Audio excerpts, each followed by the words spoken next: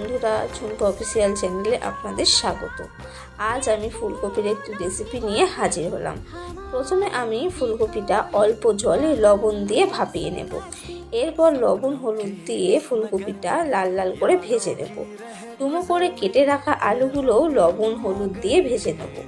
ফোড়নের জন্য কিছুটা গোটা জিরে, শুকনো লঙ্কা আর তেজপাতা দিয়ে দেব। আগে থেকে কেটে রাখা পেঁয়াজগুলো দিয়ে দেবো। এরপর দেব লবণ, হালকা লাল লাল করে ভেজে নেব পেঁয়াজটা। তারপর কিছুটা টমেটো কুচি দিয়ে হালকা নাড়াচাড়া করে আদা, রসুন, শুকনো লঙ্কা এবং গোটা জিরে বাটাটা দিয়ে দেবো। এরপর লবণ হলুদ দিয়ে মশলা কষিয়ে নেব ভালো করে। মশলা বাটি ধোয়া জলটাও দিয়ে দেব। এরপর আগের থেকে ভেজে রাখা আলু ফুলকপিগুলো দিয়ে মশলার সাথে কষিয়ে নেব ভালো করে।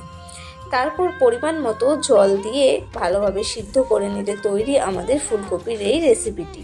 আমার এই রেসিপিটি যদি তোমাদের ভালো লেগে থাকে তাহলে অবশ্যই লাইক, কমেন্ট এবং সাবস্ক্রাইব করে আমার পাশে থেকো।